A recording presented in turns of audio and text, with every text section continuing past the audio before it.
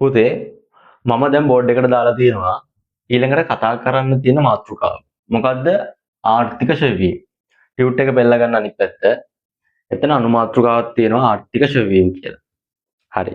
ඔය ආර්ථික ශෙවීම අපි ඉක්මනට කතා කරමු. කතා කරලා ප්‍රාමාණික ලාභය කියන කොටසට යමු. මොකද අපිට ඒක ටිකක් වෙලා කතා කරන්න තියෙනවා. හරි. ඔන්න දැන් පන්තියට ඇවිල්ලා දැන් ඇරුණ ළමයි. එයාට දැන් ඇහැලා තියෙන්නේ. හරි මම එයාවත් එක් කරා. පුතේ ආර්ථික ශෙවීම කියන්නේ මම මෙන්න මේව නිර්වචනය කරනවා. මෙන්න මේ කාරණා තුන අඩංගු කළා ඔයා නිර්වචනය ලියන්න. මොකද්ද පුතේ ආර්ථික ශෙවීම කියන්නේ? කිසියම් කාල පරිච්ඡේදයක් තුළ කියන්න බලන්න කිසියම් ආගන්න කාල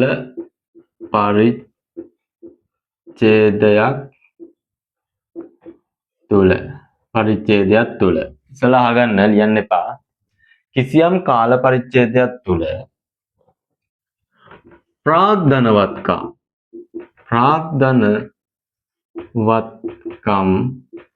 වල මොනවත්කම් වලද පුතේ?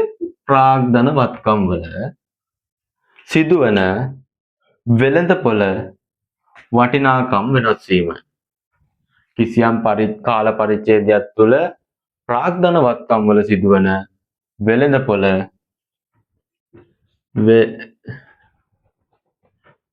වෙළඳපොළ වටිනාකම නැතොත් වටිනාකම කිව්වත් හරි පුතේ අගය කිව්වත් හරි වෙළඳපොළ වටිනාකම හෝ අගය වෙනස් වීම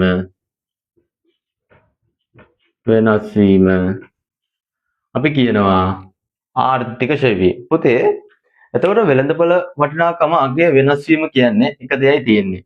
ආර්ථික ශෙවීමක් කියන්නේ අඩුවීමක්. එතකොට කෙලින්ම අපිට මේක අදහසක් ගන්න එකේ වෙළඳපොළගේ වටිනාකම වෙනස් වීමක් කියන්නේ අඩුවීමක් පුතේ. අගය අඩුවීමක්.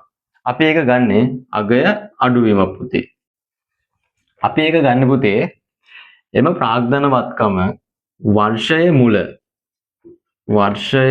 මුල දින කාල පරිච්ඡේදයේ මුල මම කියනවා දැන් කාල පරිච්ඡේදයේ මුල කියලාම ගමු පුතේ. කාල පරිච්ඡේදයේ මුල වටිනාකම තියෙනවා පුතේ. මුල වටිනාකමයි අග වටිනාකමයි අතර වෙනස තමයි මේ ආර්ථික ශෙවීම කියලා කියන්නේ. කියන්නේ අපි ඒක ගණනය කරන විදිය. අග වටිනාකම.